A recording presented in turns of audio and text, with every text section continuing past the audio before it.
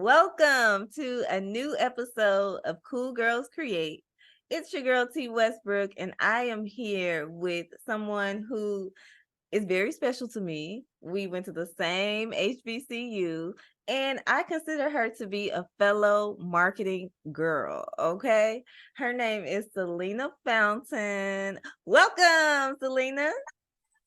I'm so happy. I'm so happy. I've been loving this platform, admiring this platform from afar. So I am so happy that I get to close out my year with you.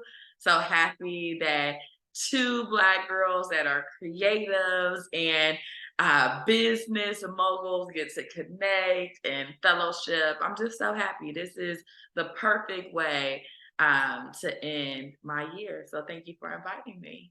I know. That's right. So cheers to both of us being here. Y'all know it's been a wild ride in 2023 when it comes to for me just entrepreneurship, figuring out my career as a millennial, and then doing the whole marketing thing. So this is going to be a great conversation. So let's start here. I want the cool girls to get to know you a little bit better. So I would like to start with how did you end up at Tennessee State? Like, how did you end up at an HBCU? And was that something that you planned to do? I love telling my HBCU story. Oh my goodness. So, first and foremost, I am an advocate for HBCUs. It's like if you didn't go to HBCU, then where did you actually go? I am very much that girl. And I always like telling people that I graduated from the Tennessee State University, the Big blue. only TSU. Now, how I got there is hilarious. I was dating someone in high school, my high school sweetheart, and he had friends that were girls. And you know how it is, your friends connect with your girlfriend.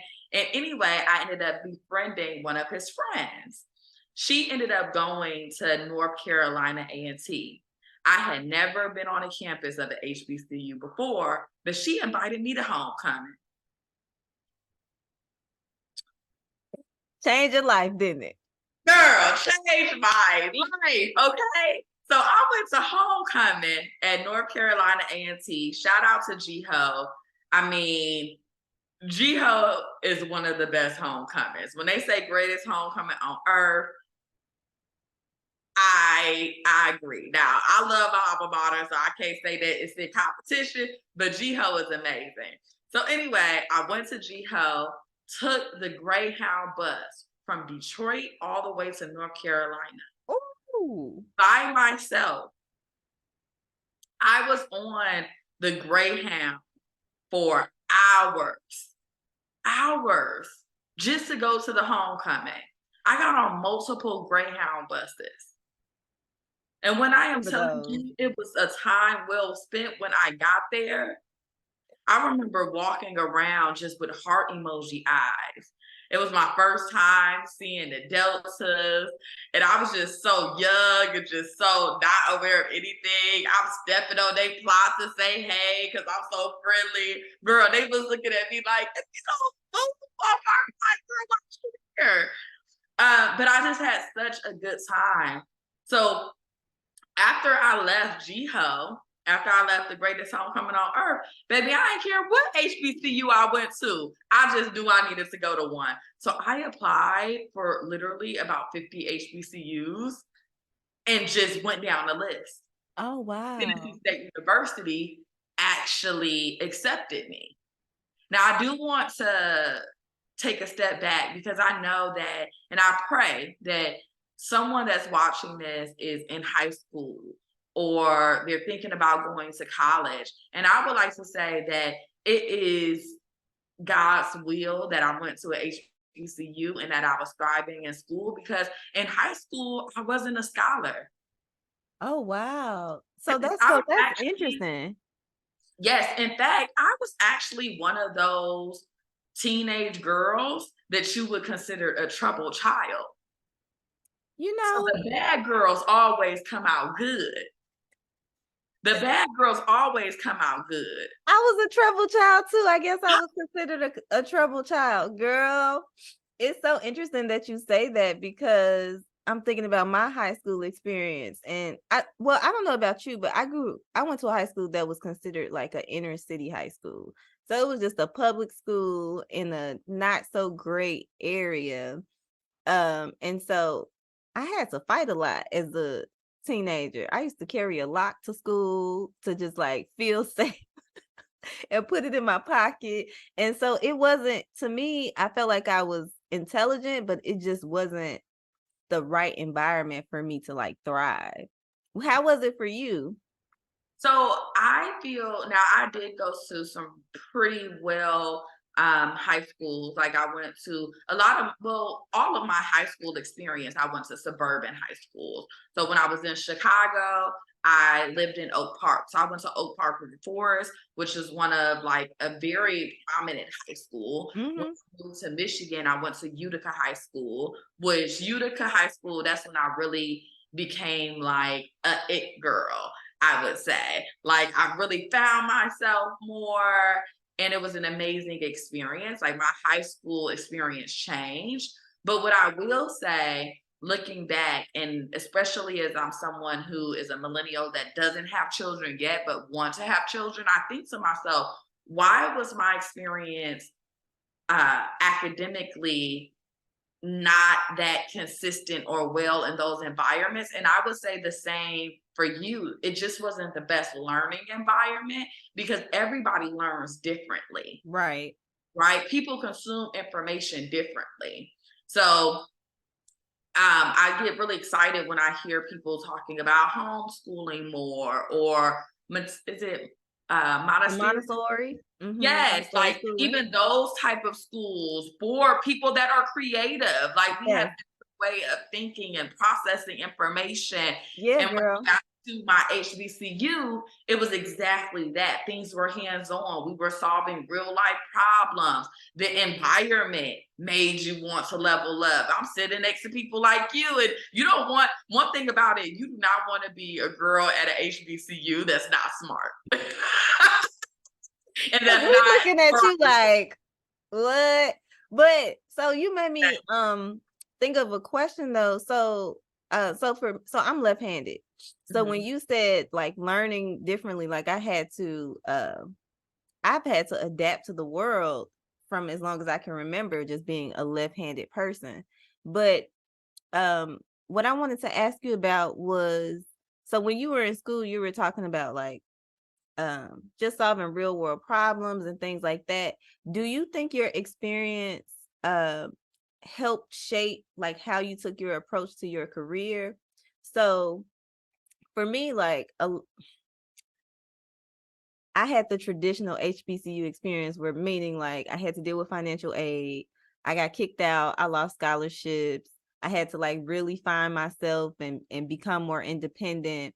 But we would just sit in we call it the student center, y'all, but we would just sit in the student center and have like deep conversations. And I feel like at Tennessee State is where I found uh my sense of pride of being a Black woman. So was it similar for you? Absolutely. I mean, I think I just became who I am. Like I started to really become myself at my HBCU. But it was interesting because I already had a sense of who I knew I wanted to be, but the environments that I was in wasn't appropriate to nurture that spirit. Right. When you are going to, when you're in high school, and I think we're talking about troubled children, we throw that out so quickly when you're a child and you have a different thought process, Mhm. or if you're challenging someone, or if you don't agree, right? And I'm very vocal, but when I Mhm. went to my HBCU, one, you have teachers, right? Educators that are Black women, you know, your mentors and the women that you look up to, you know, are alpha women that are doing amazing things. I just think that I had those necessary people and resources that really fueled that spirit and directed me in the way that I should be using that energy. So That's I think huge. that is what happened to me when I went to TSU. That's so good. The direction. Okay, so let's talk about this. So what was your major at Tennessee State? And then let's talk a little bit about your career. So tell me about, the degree that you ended up getting and any special stories there. And then walk me through kind of your career path. Perfect. It's so funny because everything happens for a reason, right? It's a reason why we're having this conversation today. And when I talk about my past and I talk about my trajectory and where I started, I always get excited because it's a reminder for me. But then I also think it'll be a good reminder of wherever someone is listening from and where they're at, because they can start to, track moments that God has blessed them or opened up doors for them and kind of constantly take inventory. So before I talk about my major, I like to say that after I graduated from high school, my mom actually took me on my first international trip to Jamaica. And I had been to like Canada before, but this was like my first out the country experience, right? Obviously, I'm from Detroit, so seeing Canada is like, yeah, it's out the country, but it's across the street. I've been going to Canada since I was like, what, Mm-hmm. 5? You know what I mean? So went to Jamaica and we stayed at a resort. And I remember going to the owner of the resort or the property manager, and I was just so amazed because I was like, I want my life to look like this. Like, I want to be traveling. I want to serve people. I want to pour into people. And I asked him, what can I do to own my own hotel? What can I do to own my own resort? And he said, go to school for hospitality. And my mom affirmed that too. Mm. Now, God works in mysterious ways. So I don't know if you know, but when I went to TSU, when we were there together, I was actually one of the first people to graduate with the hospitality and tourism concentration, because when I went to TSU, they had just launched the program. Oh, wow. Yeah. No, I didn't know that. Yes. So, Wow. that's God, like so random. Go to Jamaica, get my passport stamp, get my travel book flowing. And then I'm like, I want to go to school for hospitality. How do I do that? Perfect. TSU has a program that they had just launched.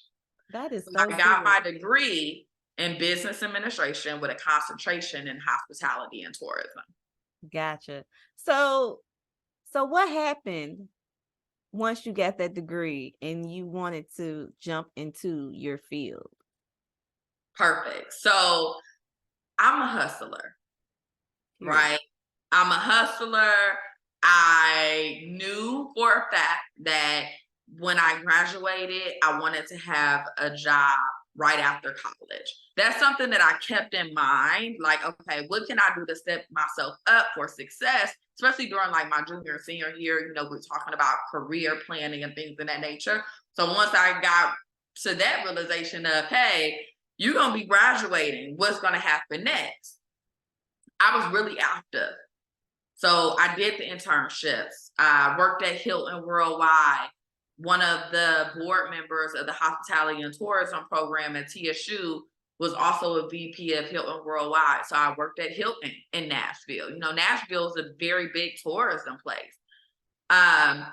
The space that I was in the hotel industry was a great experience, but I wanted to learn more about the hospitality industry. So I did a few other experiences. I knew I didn't want to do wedding planning. Like, that wasn't a thing, but that's under hospitality and tourism as well. But do you remember Airmark? Airmark? Was Yes, I remember Airmark. Exactly. So Airmark is one of the largest food and beverage hospitality companies in the States. And they also was Tennessee State University also was their client. Right. So when I got to my junior year and I was looking for another internship, I walked downstairs to the cab and was like, I need an internship. And they were like, we have an internship program. I was like, well, I'll create one. Okay. So I created my own internship Yes. earmark at TSU. Then I met Kelly Cottom. Kelly Cottom was a recruiter at Airmark, and she randomly came to Tennessee State University. And God sent her to me. I love her to this day. We haven't talked. I cannot wait to send her this interview, but she changed my life. Airmark, this is towards my senior year now, Airmark had launched a Accelerate to Leadership program, which was for early stage graduates that had just graduated, and they were going to take them through a rotational program. All in all, I got accepted to that program. That's when I moved to St. Louis. So just to give you an update, at this point, I'm an intern at Airmark. Now I'm a participant in their Accelerate to Leadership program.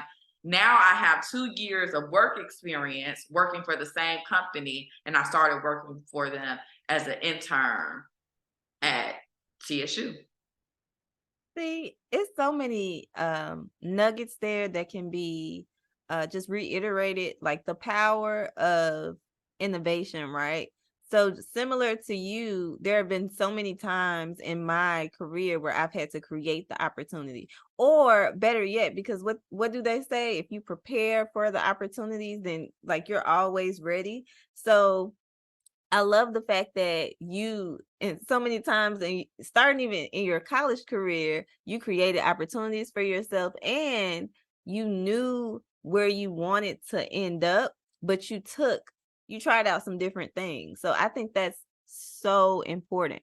So let's fast forward a little bit. So how did you go from um working in St. Louis, right, in the hospitality industry, to where you are now with sales and the business development?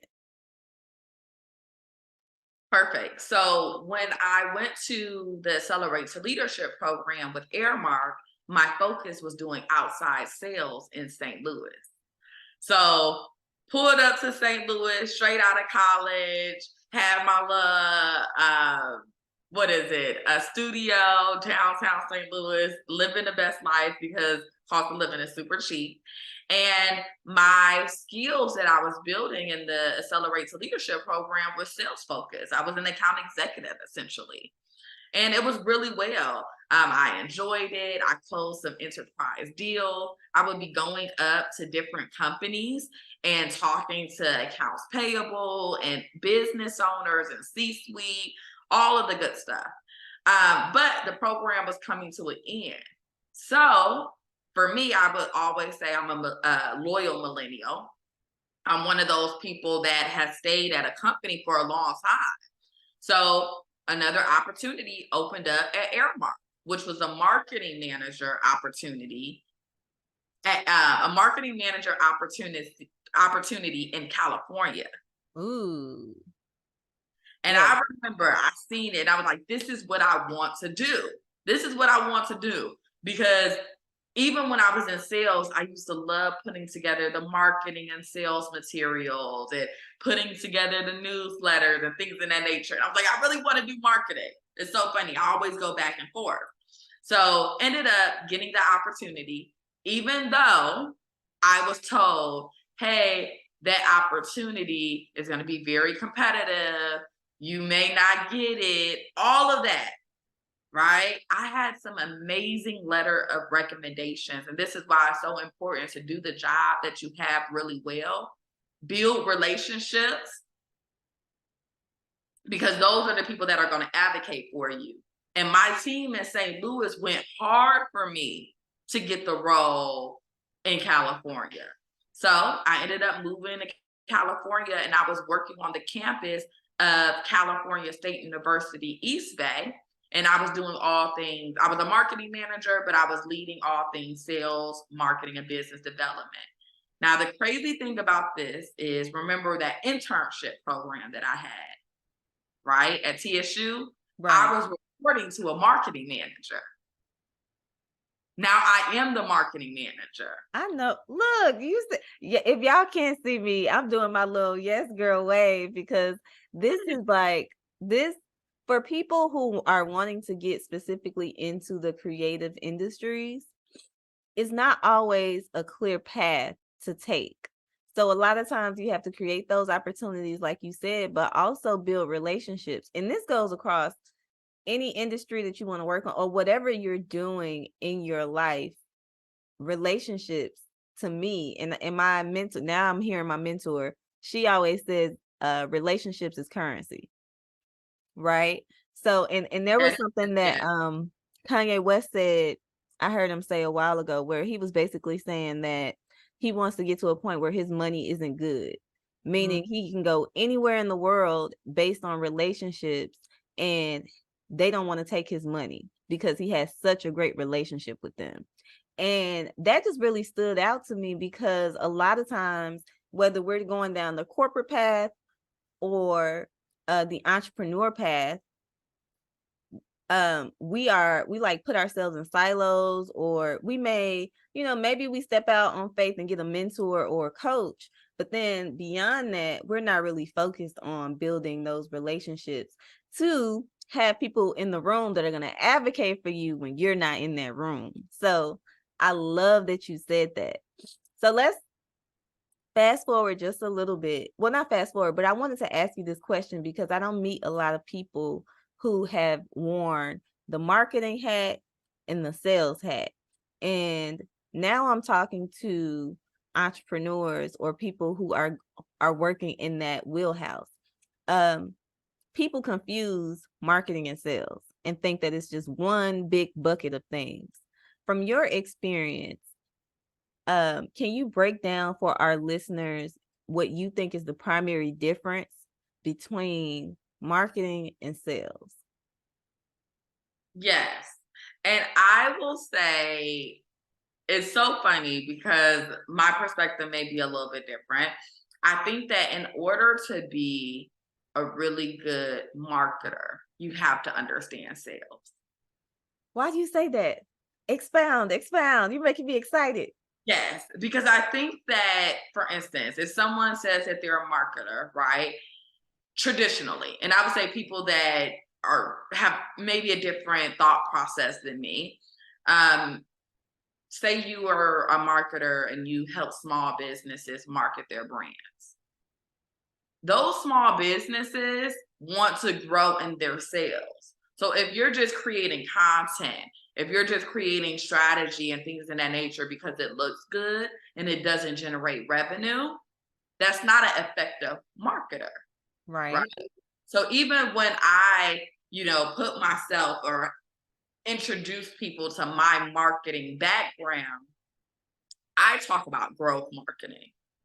And the reason why I add that growth piece is because anything that I put out is to generate revenue. Right. Yes. Yes. This is so good because so I do some consulting when I'm not wearing that uh CEO or CBO. And when I say CBO, y'all, chief branding officer. So if I'm not wearing those hats, I'm doing some consulting, like you said, on the small business side. Um, but what comes up is a lot of business owners get burned because they hire people who work in marketing, but they don't understand blah, blah. They don't understand the difference between marketing and sales and how they all work together. So what I like to say is that your overall business goals should inform your marketing goals.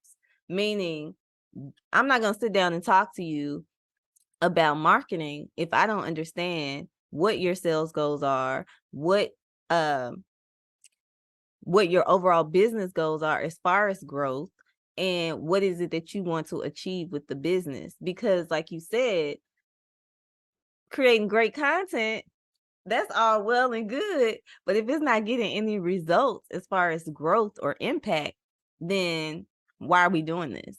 And I think that that is a very prominent issue that not a lot of people talk about.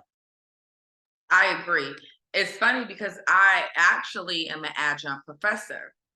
And some of the courses that I teach, and you'll find this funny, I'll tell you this in a second, but the courses that I teach is creating social media marketing campaigns.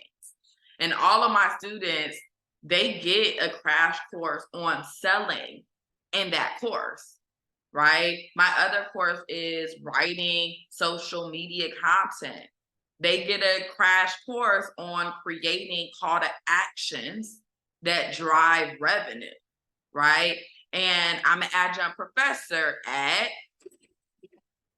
California State University, East Bay, the Yay! same place that I went after leaving St. Louis to be a marketing manager.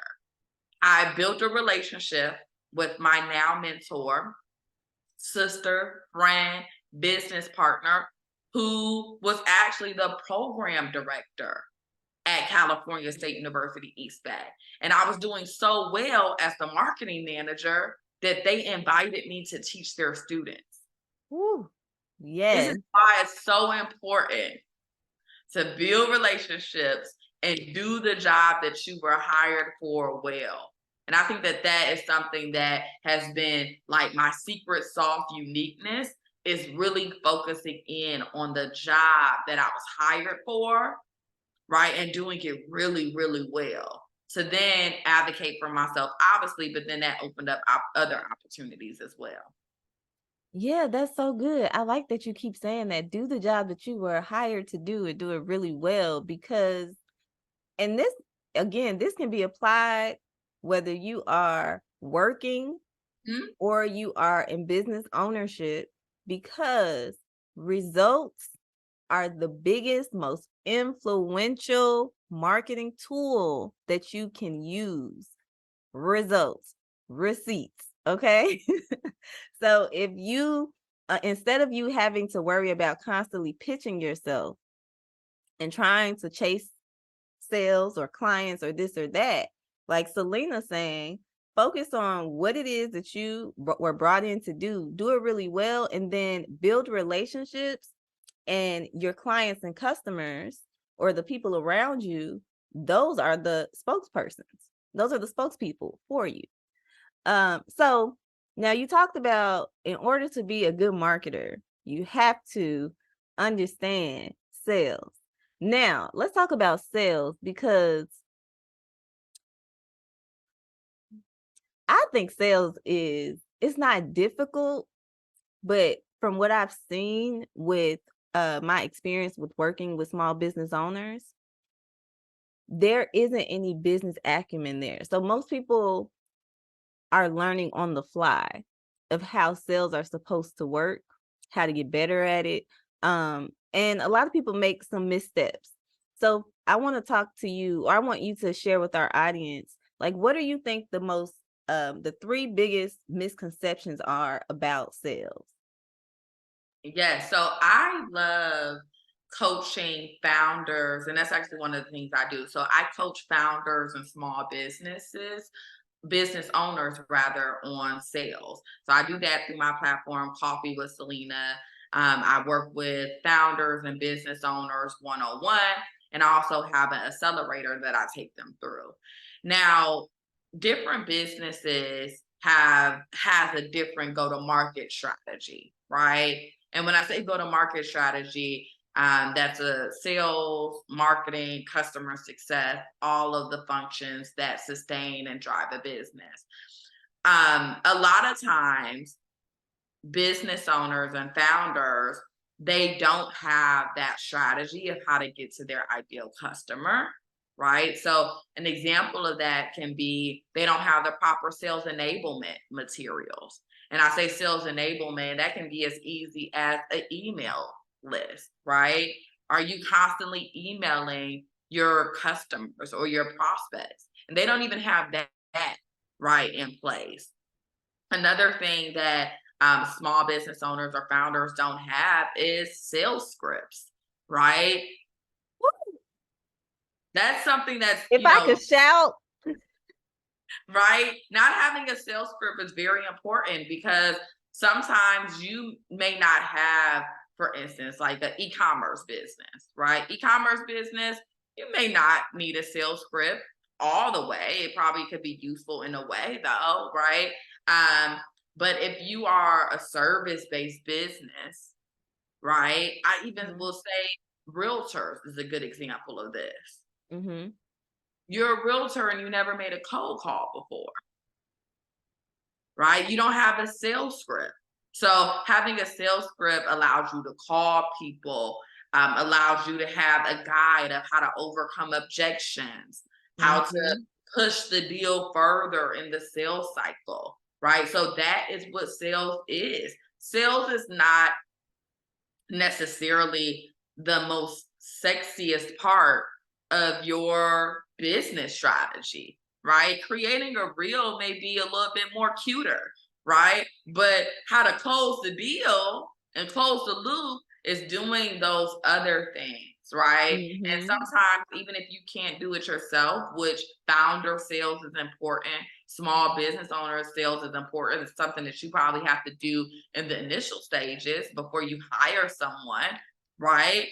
But it's very essential. So, and correct me if I'm wrong, I think that some of the tips that I would give a small business owner or a founder is one, have sales enablement materials prepared.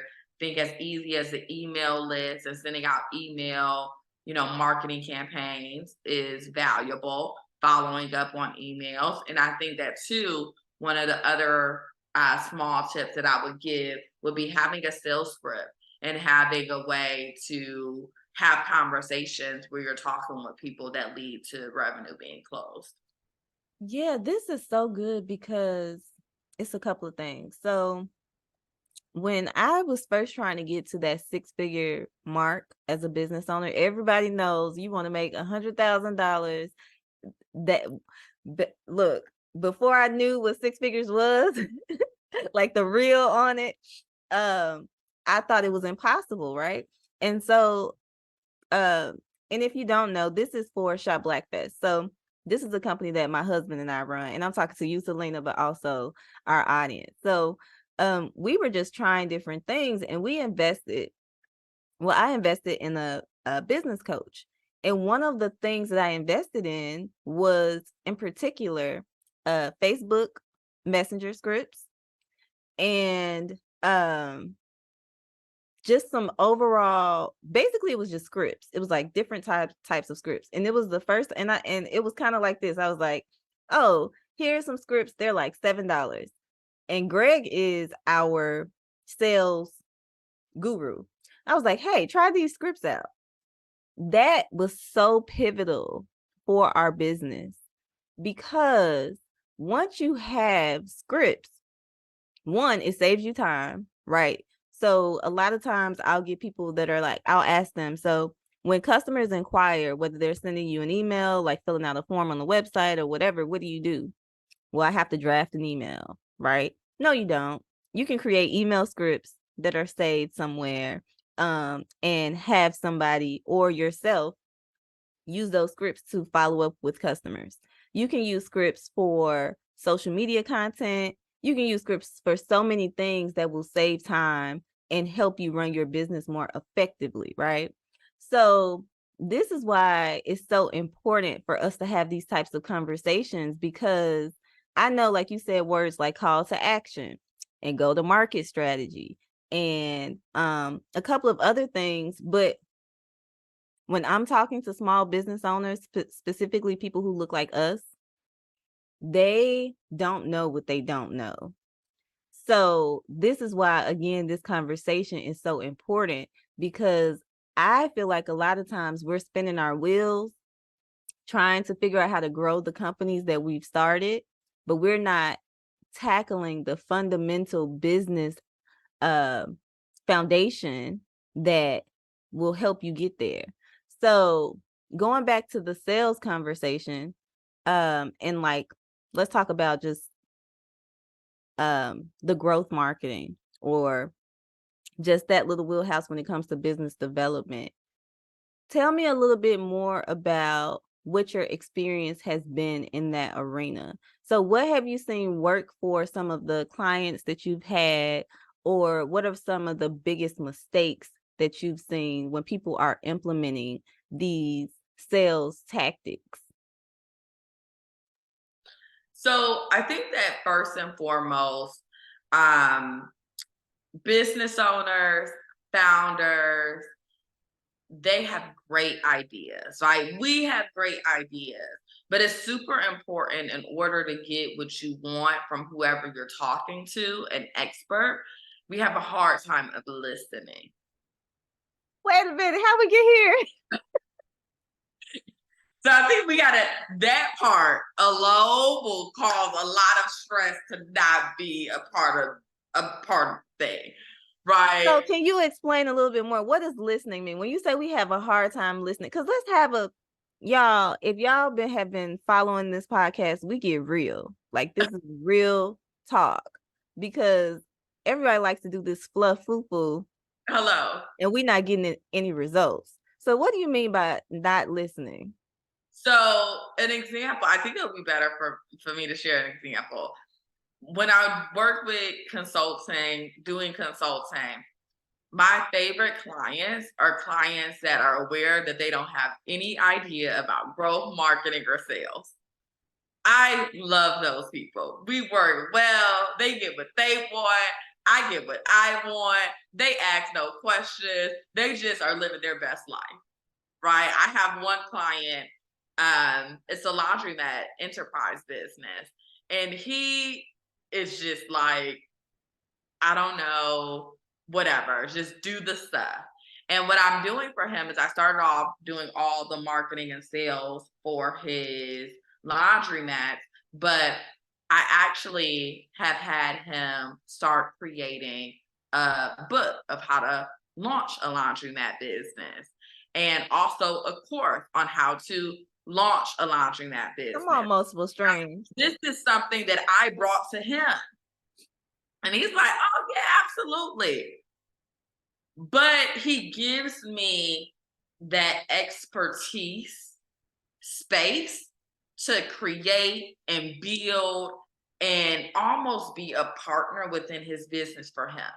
I work better that way, right? Where sometimes things become friction is that because people don't understand marketing, because people don't understand sales, you can be a doctor that's about to open up their own practice and somehow you think that you can market. Somehow you think that you can sell. I just showed and shared the audience on a little snippet of my background. Mm-hmm.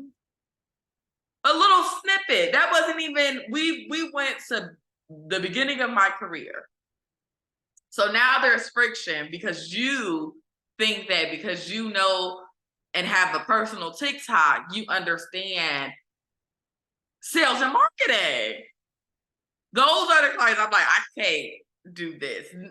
Why do you want a Pinterest? No, you should not have all the social media platforms.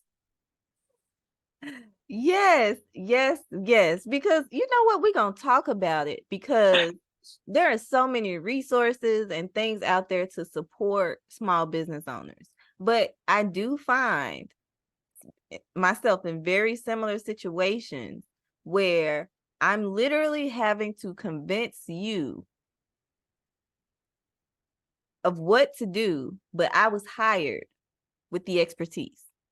So now we are battling for the direction of in which we should go, but you hired me. You understand? So that comes up a lot because as business owners, I think you have to have a strong will, right, to be a business owner. Mm-hmm. And because we have those strong wills, we think that we know what's best for our business. Like a business is like a baby. Yes. But, and you're making me think about my mentor again because she says, you know, I'm not working with somebody until they're at the altar. They are at the altar and they're like, I have done what I know to do. Mhm. I trust you. I'm going to do what you said because you're the expert. If we could get business owners to that point to just say, you know what? Let me just try it. Let me just test it, because the definition of insanity is doing the same things over and over and over again. But I think because we don't have that education around these topics, you know, what does marketing mean? Not from a theoretical position, but from actually implementing it in your business. What does that execution look like? I think that's where the gap is. So, And then going, too, not to cut you off, and then too, you're battling that, but then you're also battling a lot of times if you're working with founders, and I work with a lot of tech founders or small business owners, not only is the lack of information there, but sometimes they also don't have leadership experience. let's talk about this professional development, girl. Let's get there. Personal and professional development, because I saw on your bio that you are a self-work advocate, and I am too. Because Yeah. I I thought I was a know-it-all. Like, well, not know it. I thought I knew everything, but I didn't realize that that was my personality. And if I would have known that in my 20s, I think well, everything happens for a reason, but I feel like I would have been further along, right? So when you say leadership skills, let's talk about why that is so important to be a lifelong learner or develop those specific skills as a business owner from your perspective. Yeah. So I would say um my I'm someone that's extremely self-aware to a fact, or to a fault rather. So when I don't see people that are similar in that way, it's a red flag for me. But I'm starting to figure out how to change that about myself, because you can't expect you and other people. Um, but if you go back to my background, like I said, straight out of college, I went to a leadership program.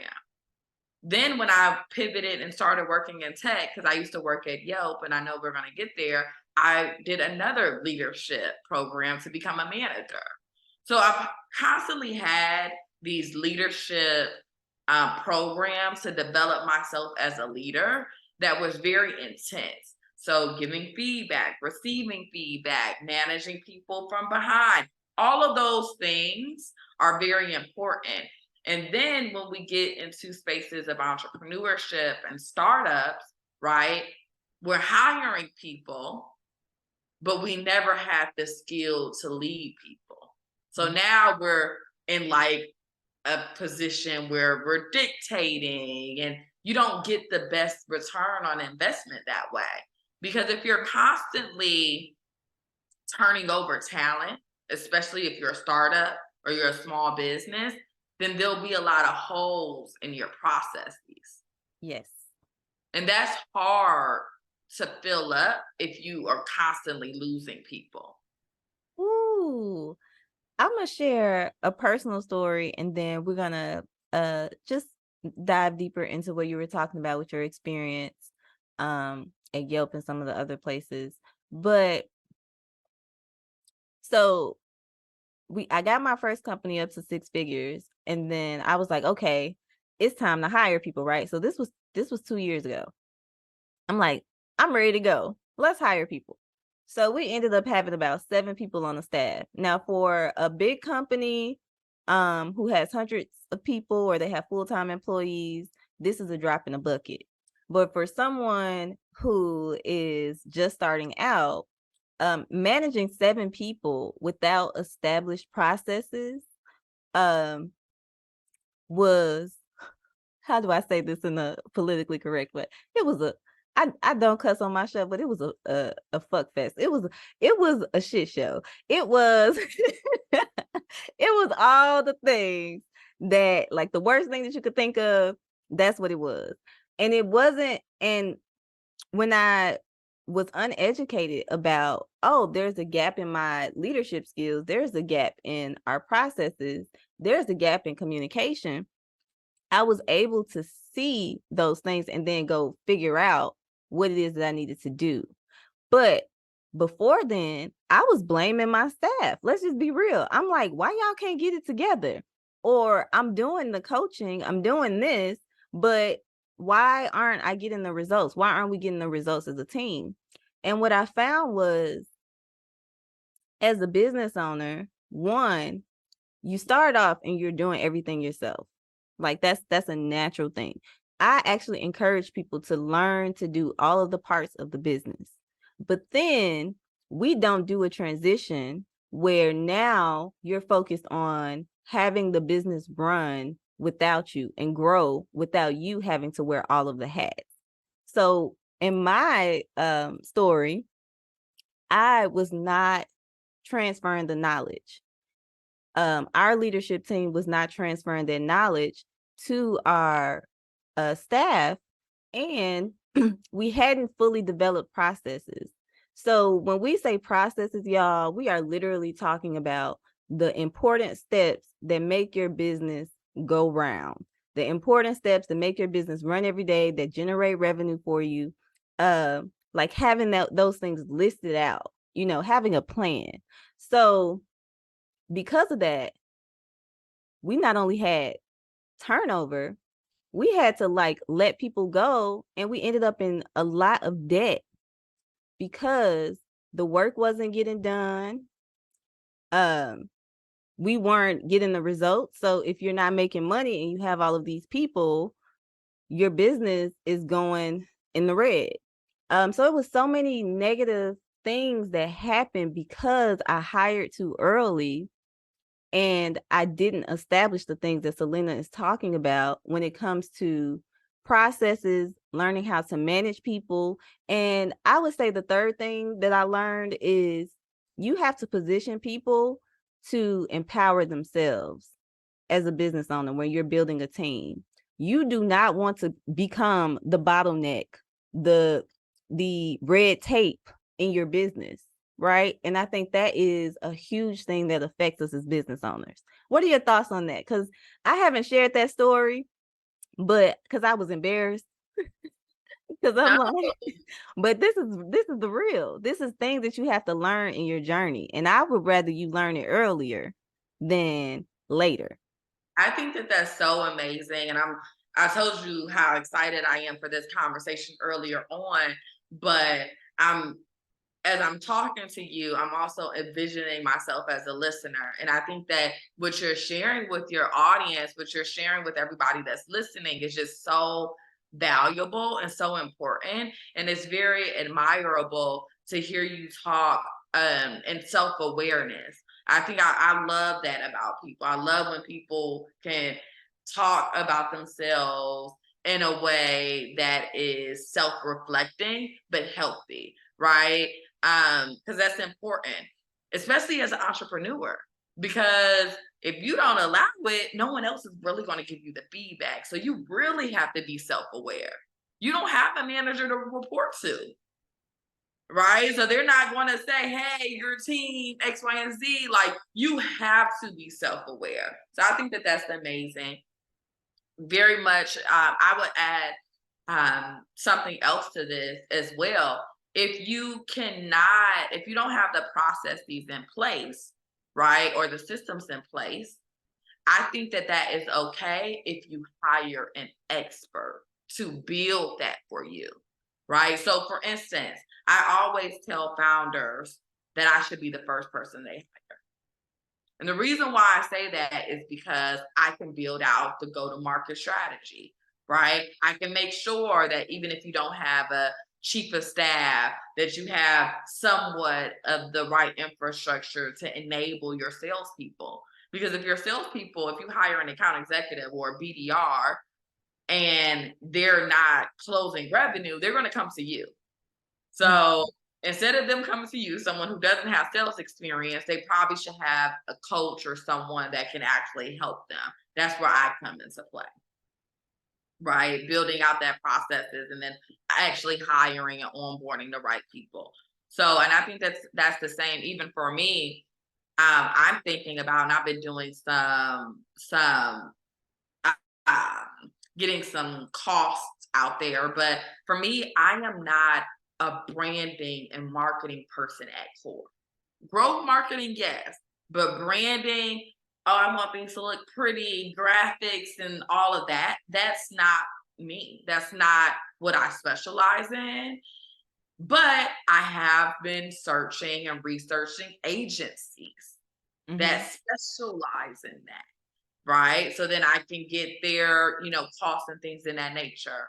Or you can do it like this. Another option. So, for instance, I know an example. I know that I'm not branding first.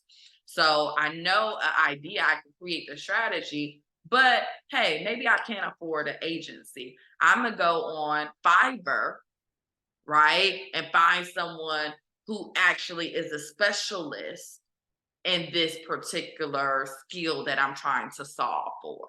And that's the option as well for those that, maybe can't afford to hire someone long term, or hey, I don't have this process built out. I actually don't know where to start or have time, right? Okay, perfect. Well, let's hire someone to build out that piece for you short term. Yeah, that's so good. It reminds me of the saying, sell your strengths and buy your weaknesses. So a lot of times we are trying to do everything and we're not focused on what our strengths are. Um, and we are trying to improve our weaknesses, but that, to me, that's taking the not there are no shortcuts, but if you want to move strategically, I love what you're saying, Salina, about um if you don't have the expertise, hire someone. But then that also gets into the conversation, and I don't know if you have any feedback on this, but dealing with certain business owners, because you have different industries, so you can have a solo entrepreneur all the way up to like a tech startup, and the capital that they have, the resources financially are different. So a lot of times I hear like the solopreneurs or small businesses that don't have that capital, they're like, I can't afford to hire someone. Or how do I know if I'm ready to hire someone like a Salina to help me build out my processes or help with the sales piece of what's going on? Do you have any advice for those people? Yeah. So, I mean, when you start a business, you already know that you are going to invest in that business. Now, what you invest in first, right, is obviously something that you have to think about. But I think that anything that is a part of revenue generating activities, right, if it's something that's associated with giving you a quick win or helping you close on that first client or that first customer, that is what you should be spending your revenue on first, right?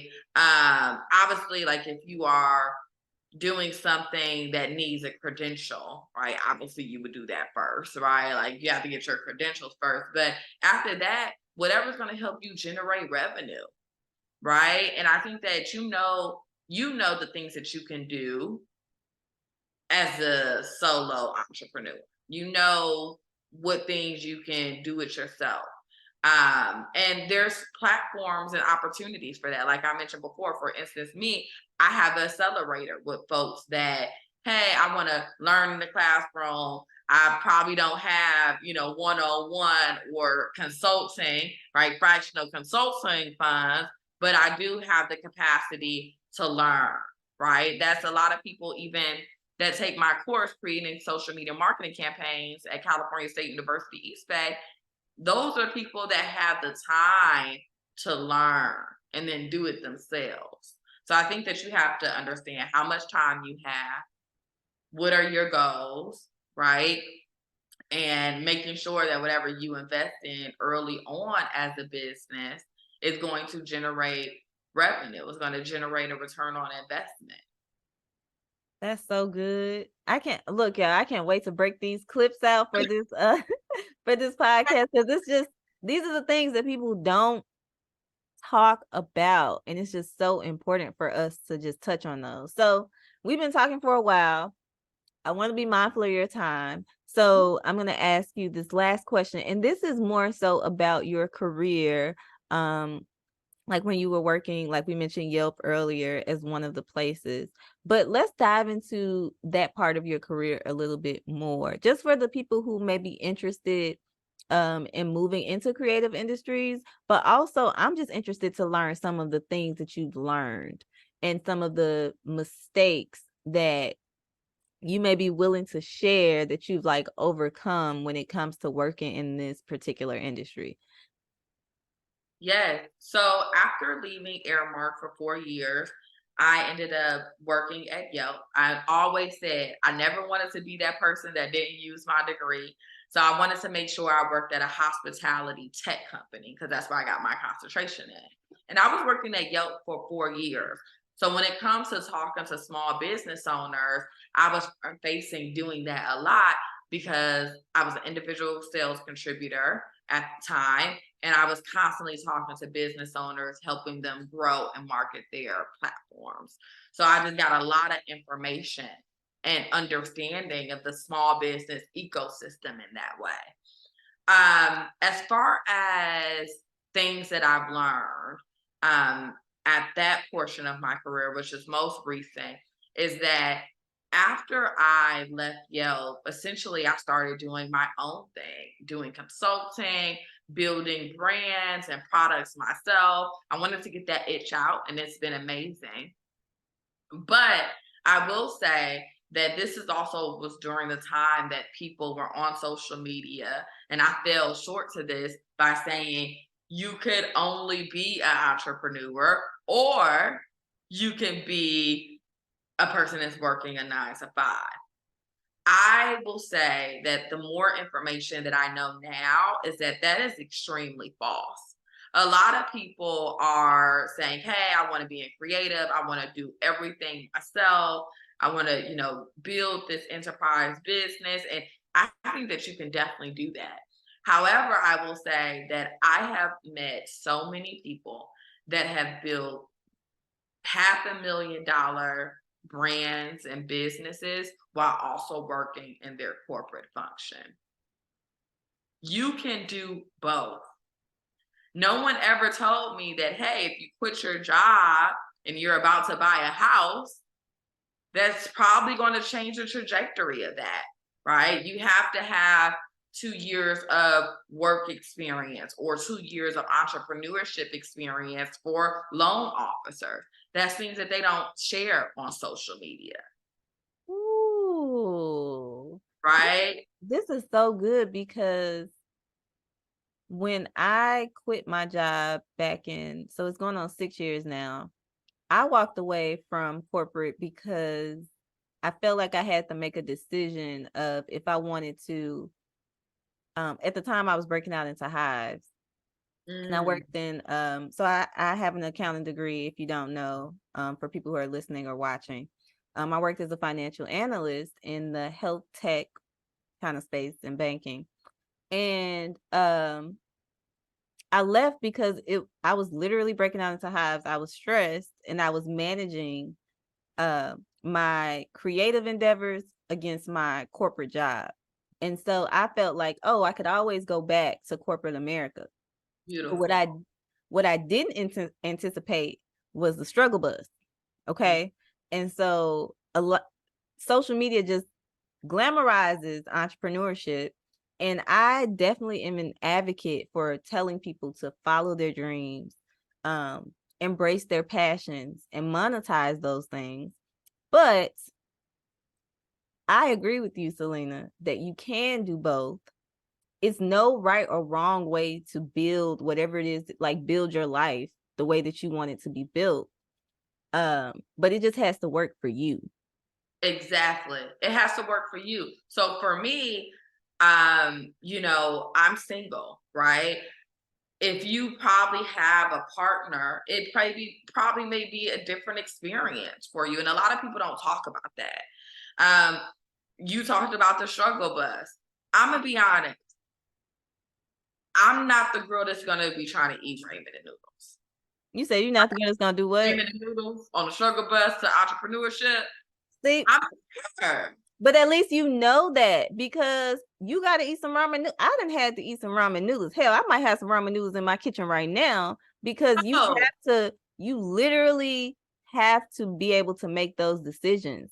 And instead of you not knowing that and then getting into this thing, it's good that you know it, because now you have a plan. well, I didn't know it before. Oh, So I'm just trying to share with the people. you found out while you was in the I journey. said, I said, And then, because, my situations are different, right? The lack of money that I've had in entrepreneurship, that has been pressure that hasn't only been put on me, but now that's pressure that's put on others around me that I care about, right? Because they're helping me, right? So thinking about all of those things is just very important. Um, you may have to get a side gig, right? Or a few. A few, right? So it's so many things to consider. Right now, what I'm doing, because I'm actually thinking about not pivoting, but adding on something even additional to my entrepreneurship journey. And I have a different conceptual plan and understanding. But as I'm thinking about adding another 9 to 5 to my world, I'm also going to be reading a book that I just got. And feel free if y'all want to read it as well. But it's The 9 to 5 Millionaire by Ooh. Jamal. I think his name's Jamal C. Coleman. I met him at InvestFest, but he was, I believe, a police officer or a fighter in Chicago, and he has 150 doors that he opened in real estate while working his 9 to 5. So there is opportunity to do both. I think that if you are, and it's all about your goals, right? If you know that you have a lucrative business, and you can focus on that full time and it still not impact your world, that I think that that's different. For me, I didn't really have a plan, right? I had a savings, right? And people say 6 months savings. I had probably more than, I'm like, oh, You know, I burn got through what? that. I think when I quit my 9 to 5, I probably had money coming in, yes, but then I also had maybe like 20K and some change, maybe that went, because I also didn't change my lifestyle either. So I'm Ooh. still spending how I would be spending, and then no money is coming in. So that is starting to, dwindle down. Now, because I'm a sales girl, I know how to sell. So I got out and started selling, right? But when you are running a business and now you are in survival mode, you also start throwing stuff to the wall, hoping that it sticks. And now you're not operating with strategy, but you're operating in survival mode. And I think that that's another thing to really consider. I think that for me, if you're like me, if I could go back, building something lucrative, having a strategy for that, and then also probably doing both and just hiring the right people to operate it while I'm still having this capital, right? And if depending on what industry you work in, that's helping to fund your business. And I will say this too: a lot of people, especially now, they constantly are asking, "What's the value of having a degree?" Right? What's the value going to school? Should I still go to school? Is an HBCU very valuable? And you just mentioned something.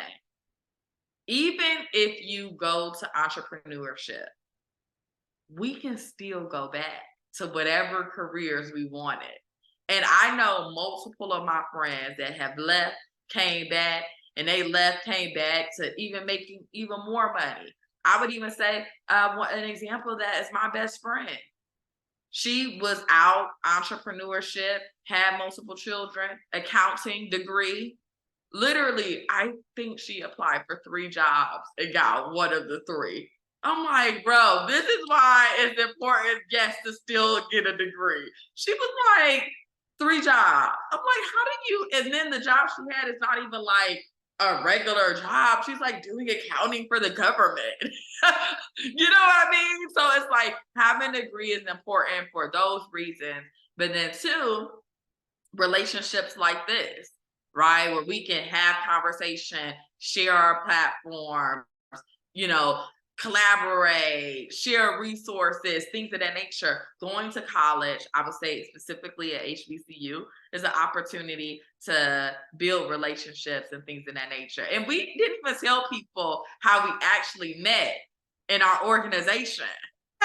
You talking about hypnotized? HIP? Oh, Oh, you talking about AK yes. Look, we were in. Well, I wasn't okay. Before we get there, because I don't want to forget my point, but I wasn't as I feel like I'm a butterfly, and I kind of like blossomed after college. Salina was popping in college. Okay, I was just dibbling and dabbling. I was super shy. So But humble. we were involved in some stuff, huh? You were modeling in college, and you talking about you were super shy.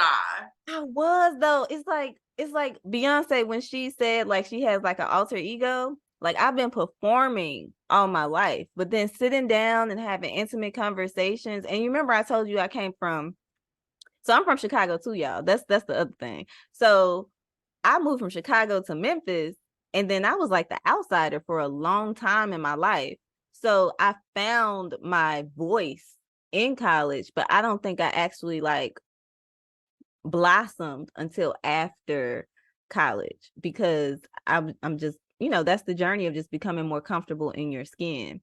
But the one thing that I wanted to add to what you were saying was that yes, college is beneficial because you can go back to that degree. And there's so many ways that you can maneuver back and forth in your career. But the one thing that TSU taught me, and this reminds me of this video that I saw on TikTok, I think this morning, but it was a student who was basically complaining about her experience at an HBCU, right? And I'm looking at the video and I'm looking at the comments and I'm like, girl, one thing about school is it taught me perseverance. And that's why it's not easy for me to do entrepreneurship, but I have that internal kind of push through personality. And I learned a lot of that from persevering at TSU. So, So I think that's an important trait to develop is your push throughness. and if you went to TSU, the TSU finesse. Okay. Okay. The TSU finesse, baby. We're gonna get it done. We're No gonna get matter it done with a what. smile.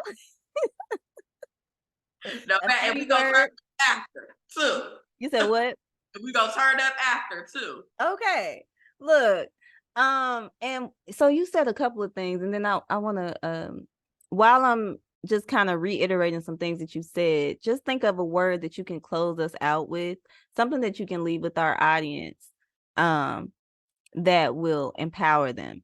But just to reiterate some of the things that you said, just talking about just the if you're listening to this and you may be on the struggle bus, you may be on the struggle bus right now, like dealing with entrepreneurship. For a long time, I thought that I was a failure if I went back to corporate America. I would literally turn down opportunities because I felt like I hadn't, if I gave up on this, then what does that say about me? Which ties to another thing about your business, your career is not your self-worth. That's something that I had to learn. Oh, you preaching.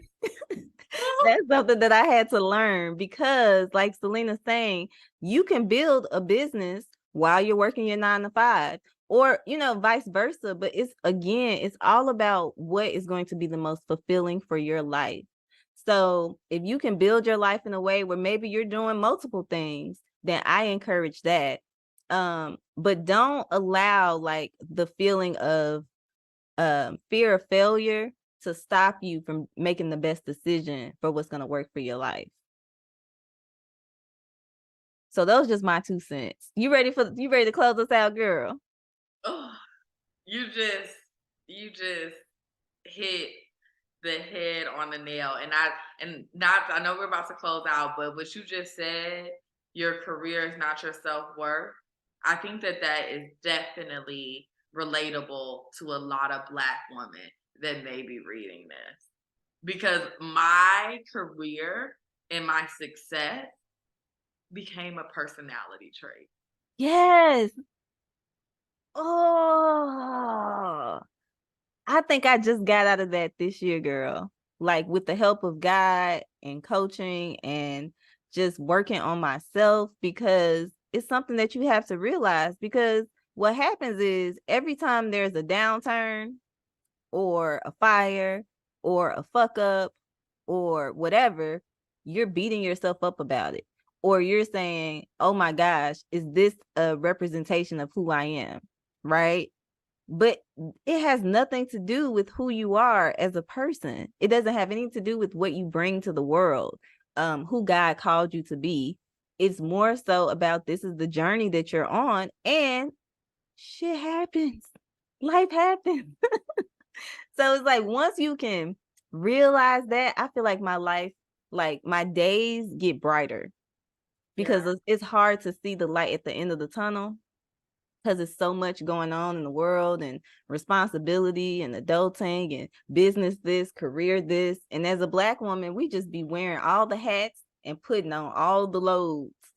So it's just been easier for me to be excited about living once Yes. I realize that my self-worth is not tied to my success and accomplishments.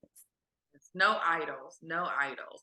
And I would say to close this out, um, and I haven't thought about a word specifically, but just even talking and sharing my background, us taking a step in memory lane together, it's just anything that's meant to happen will always happen. And if I could think back on my life, a lot of things was not happening due to my own actions. God opened up those doors. And if I could remember that feeling, the feeling just felt like I wasn't forcing it. So be mindful of the things that you're working on, the businesses that you're working on, your career that you're working on. Should things feel hard? Should they be difficult at times? Yes. But you should have that internal peace knowing that things are happening for you. And I think that when you have that feeling, like even if you're going through a job interview, like, am I forcing this? Or is God opening the doors for me? You would just start to feel it. It's something about the spirit. I think that that's what it is. Something about the spirit where just things flow. And I'm trying to continuously remember that myself, right? Is this me or is this God? Right? And just when things flow, when you have that internal, like you just know what that feeling is. Like, oh, this is Mhm. God. Like this door, how it's opening, right? How I just got this degree and how I got this opportunity. This seems more so like a God thing because I couldn't have done it. Mhm. And I think that that's just a confirmation that you're going down the right path. And as I'm saying this, I'm taking this in myself as well because this year has been a thing. I said, God, listen, I'm done now. Get somebody else to do it for 2024 because I'm tapping out. It's somebody else's turn. But yes, just find a way to constantly check in and tap in with the spirit. Um, and I think that that will just give affirmations of like you going down the right path and where you should go next.